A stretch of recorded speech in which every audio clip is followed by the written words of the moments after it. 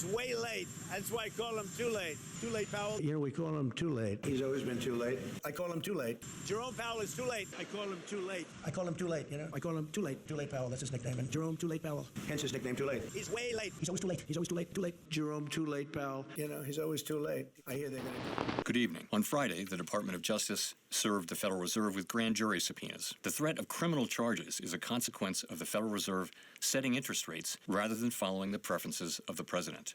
Jerome Powell, chair of the US Federal Reserve, has finally come out and said it loud and clear. Trump will do anything to force me to reduce interest rates. On Monday, 12 Jan 2026, the YouTube channel of the US Federal Reserve released this video, where, to put it in simple words, he says that the Trump administration is putting trumped-up charges on him about the renovation of the Federal Reserve buildings. And this is purely because the Reserve refuses to decrease interest rates, even though Trump has been asking for it like how a child cries for their toys. And we kind of knew this was coming. Have a look at the following video where Trump again accuses Powell about spending way too much on renovating these buildings. It looks like it's about $3.1 billion. It went up a little bit. It just came out. Yeah, I haven't heard that from anybody. You just added in a third building is what that is. That's a third building. No, it was built 5 years ago. So what is going on? Why is Trump going off on Powell and why is Powell not backing down? Let's get into some economics. My colleagues and I remain squarely focused on our dual mandate. The Federal Reserve cares about two things when they go about changing the interest rates. One is low and predictable inflation, not zero by the way. And two, maximum employment.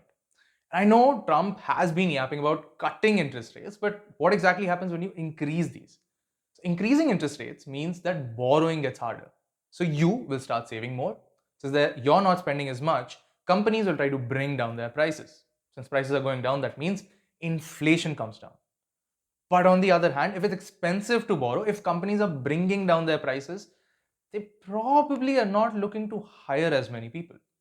That means job numbers also go down. Things might be affordable, but if you've got no job, you might not be that willing to re-elect your president. And since these companies have to bring down their own prices, they're losing down on their profit margin, they themselves do not like the press as much. And that's the core behind Trump wanting to reduce interest rates. He just wants everyone to like him.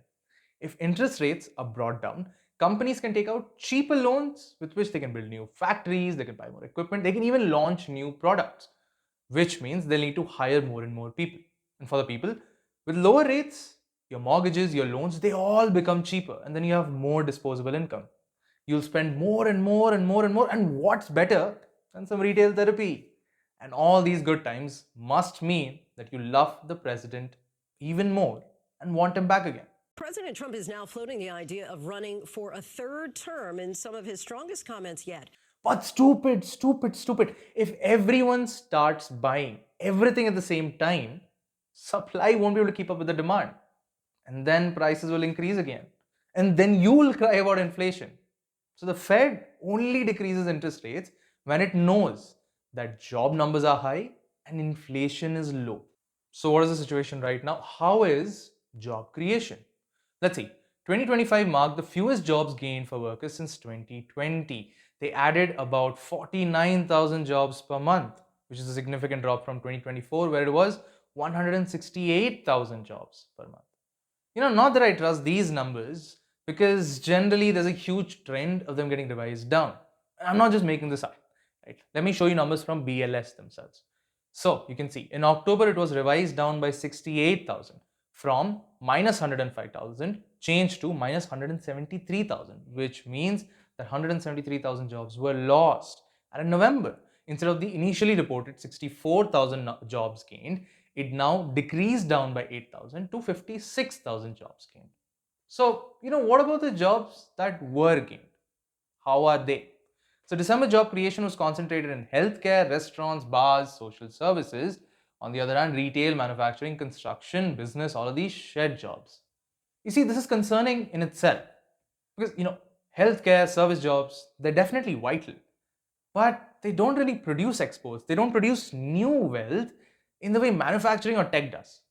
So they're more like maintenance for the economy, not really productive. What about the unemployment rate? 4.4%, that's low. But I have my own thoughts on it. See, I think gig work makes it look like the unemployment numbers are low, while there's a record number of people out there who are driving your Uber Eats. But fine, let's see what do other people say. This is a very uncomfortable low unemployment rate, said Swang. Why is low unemployment rate uncomfortable? This is good, right? It is, but not when it's paired with low job creation. See, in a healthy economy, what happens? People are constantly leaving their job for a better pay, and companies are constantly rising so that they can grow. So there is a churn between these two, and if any one single industry slows down, workers move into another one that is hiring. But right now, what is happening is there's barely any movement. See, there's low unemployment rate, as in there's barely any people getting fired. So companies are not firing as much. But also job creation is low. So companies are not hiring as much. This is a low hire, low fire trap. Companies are holding on to the employees that they do have. They've closed the gates to any new employees. So if the job market is bad, what about the other half of the dual mandate? What about inflation? Inflation is currently at 2.7%. It's not bad, but Fed keeps a target of 2. So it's almost a whole point above. So it's really not that good. But why? Why is inflation higher? Tariffs. By the end of 2025, the average effective tariff on US imports has risen from 2% to around 17, 18, something like that. But businesses have definitely tried to absorb some of the costs so that prices didn't go haywire instantly. Many of them did something that's called front loading, which is you buy as much inventory as you can right before the new tariff rates kicked in. But that cheap inventory is running out. So these guys are going to be forced to buy the costlier, higher tariff rate inventory. City research notes that while consumers only bore 30 to 40% of the tariff cost in 2025, firms are now waiting for the other shoe to drop and will pass on the remaining costs immediately, which should be around something like Jan, Feb, March. By the way, sidebar. Which products will these prices increase hit first? My assumption is most likely, electronics, smartphones, laptops, that kind of stuff.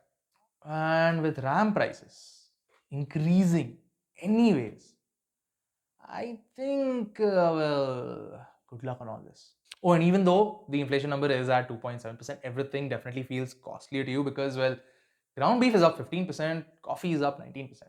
So, what does Powell think of all this? 2.7% is not 2%.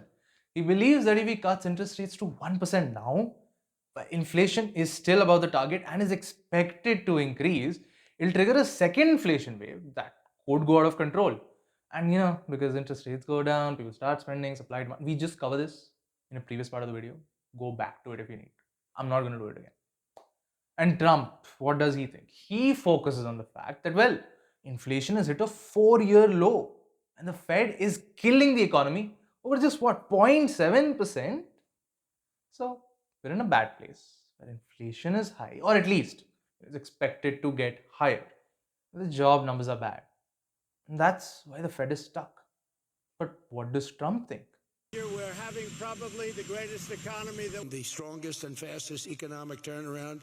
The economy is doing great. Today, the United States has the strongest economy. Of course, he thinks it's the greatest economy in the world. And jobs, oh my god, jobs are great.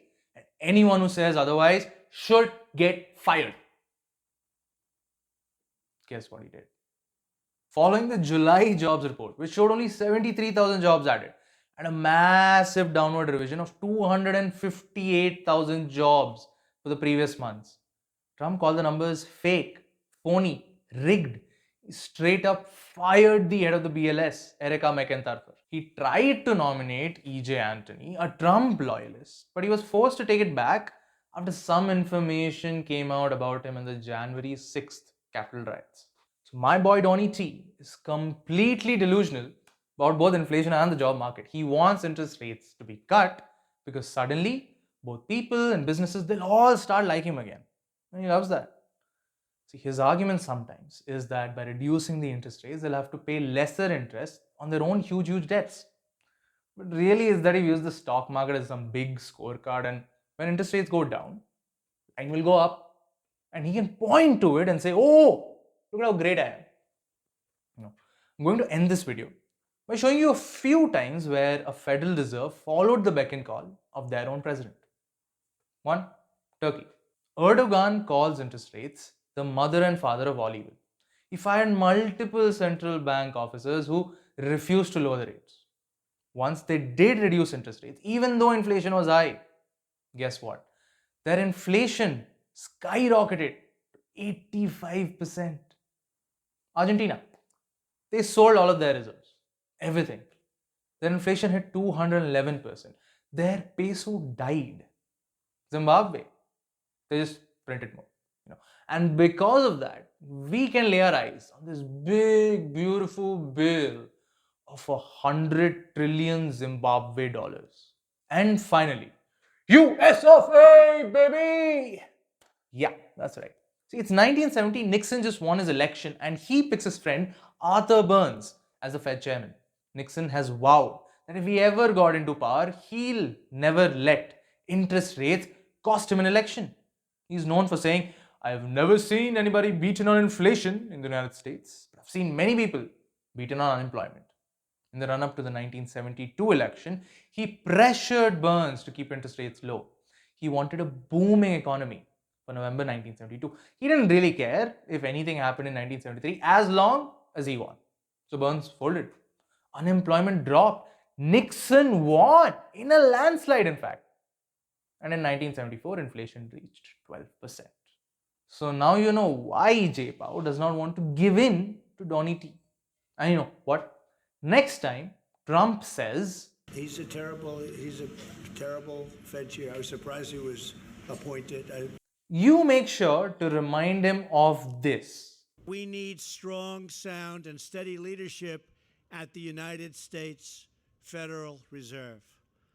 I have nominated Jay to be our next federal chairman.